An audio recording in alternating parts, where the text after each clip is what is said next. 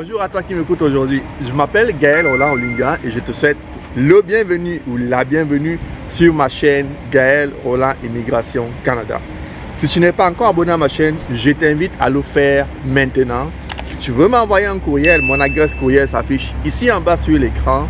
Et je t'invite aujourd'hui à regarder une vidéo qui concerne les étudiants internationaux. Je sais que bientôt c'est la rentrée au Canada et beaucoup d'étudiants internationaux venant de France, d'Algérie, du Maroc, du Cameroun, du Sénégal vont venir au Canada pour étudier. Alors mon message aujourd'hui s'adresse à eux. Vous connaîtrez le contenu du message après le générique.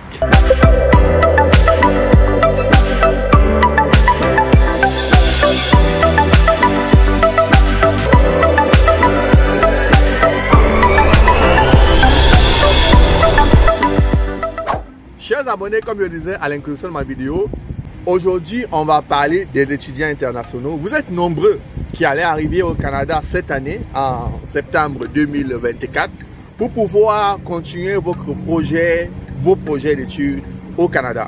Aujourd'hui, j'ai un message pour vous. Le Canada a changé. En effet, lorsque j'arrivais au Canada il y a 8-9 ans, c'était complètement différent. Il était possible pour un étudiant international de se trouver du travail.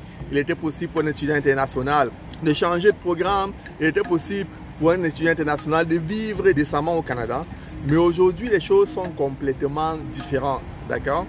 Premièrement, pour ce qui est du travail, il devient de plus en plus difficile pour les étudiants internationaux aujourd'hui de se trouver du travail, des jobs, même dans les grandes villes. Ça devient de plus en plus compliqué.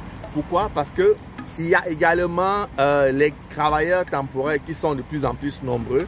Il y a de plus en plus de résidents permanents qui s'installent au Canada. Donc, avec l'augmentation de la population active, les jobs pour étudiants deviennent de plus en plus difficiles. Surtout dans les petites villes où les étudiants peuvent parfois faire un an sans trouver de job. Donc, si tu es étudiant et que tu m'écoutes aujourd'hui, je te demande de te préparer psychologiquement à vivre les premiers mois, les 4-5 premiers mois sans job. Donc, viens avec tes finances, d'accord? Viens avec l'argent pour pouvoir payer au moins ta première session d'études. Viens avec l'argent pour pouvoir t'acheter l'ordinateur. Viens avec l'argent pour pouvoir payer ta chambre pendant minimum 4-5 mois parce que ça va être compliqué pour toi. Le Canada, c'est un excellent pays pour les opportunités. Mais comme je l'ai dit, il faut venir préparé. Le deuxième point aujourd'hui concerne les changements de programme. Aujourd'hui, plein d'universités annoncent que tous leurs programmes sont pleins. Avant, tu es arrivé au Canada, si tu souhaitais faire sciences infirmières, mais que tu étais en administration, il était possible en septembre d'aller voir la registraire de ton campus, c'est-à-dire celle qui s'occupe de la gestion administrative des classes, des programmes, de te faire ce qu'on appelle un changement de programme. Aujourd'hui, c'est de plus en plus difficile parce qu'en arrivant au Canada, tu risques d'arriver que tous les programmes sont déjà pleins. Donc, réfléchis bien à ton choix de programme.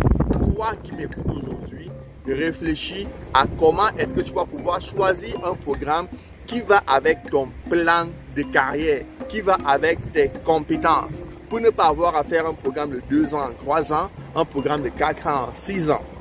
D'accord? Et de plus, je vous annonce une nouvelle. Bientôt, pour faire un changement de programme au Canada, il va falloir faire une nouvelle demande de permis d'études. Ça veut dire que si tu es déjà au Canada et que tu fréquentes par exemple au Québec et que tu souhaites venir fréquenter au Nouveau-Brunswick dans un nouveau programme, tu devras certainement faire une nouvelle demande de permis d'études. La nouvelle n'est pas encore annoncée sur le site de l'immigration canadien, mais la nouvelle se trouve dans la Gazette, d'accord? La Gazette, c'est le document où on publie les futures lois sur les finances, l'immigration, sur tout ce qui concerne le Canada. Les futures lois qui vont pouvoir être mises en place bientôt. Donc, si tu es encore à l'extérieur et que tout de suite tu t'apprêtes à faire ta demande d'admission pour l'année prochaine, d'accord? Ou alors si tu t'apprêtes à venir en septembre, prépare-toi psychologiquement que tu ne pourras pas changer de programme à ton arrivée. D'où l'importance de bien réfléchir à son choix de programme. La troisième chose, c'est que le niveau de vie a complètement changé au Canada. Le niveau de vie est de plus en plus élevé. Quand j'arrivais au Canada, les loyers, les chambres des étudiants coûtaient 300 $, 350 $ si c'était trop cher. Aujourd'hui, une chambre minimum c'est 450 $, 500 $. Dans les grandes villes, ça va jusqu'à 800 $, 900 $, 1000 $ pour un petit studio avec une chambre, une cuisine, un salon, une douche, d'accord? Donc le niveau de vie est devenu très élevé. Donc c'est pour ça qu'en arrivant au Canada, est au moins de quoi survivre dans ta poche. Ne te dis pas que tu vas arriver, tu vas trouver un job, parce que même si tu trouves un boulot, à partir de septembre 2024, vous le savez, le ministre de l'immigration l'a annoncé, ça va être 24 heures par semaine max. Donc un étudiant pourra juste travailler 24 heures par semaine. Qu'est-ce que ça implique? Ça implique que tu n'auras pas un grand revenu pour pouvoir payer ta chambre, pour pouvoir payer tes études, pour pouvoir payer ton forfait téléphone, ton forfait internet. Donc, avec l'augmentation du niveau de vie au Canada, l'immigration a mis en place l'exigence d'avoir minimum 20 000 $ dans son compte bancaire pour pouvoir étudier au Canada. Et donc, ça reflète en fait l'augmentation du niveau de vie au Canada. Ce que je voulais vous dire en terminant, c'est que le Canada est un pays d'opportunités, comme je l'ai dit, mais ne vous laissez pas abuser par les beaux discours qui vous disent que vous allez arriver, vous allez devenir résident permanent, vous allez pouvoir changer de programme, vous allez pouvoir travailler, payer vos études, vous allez.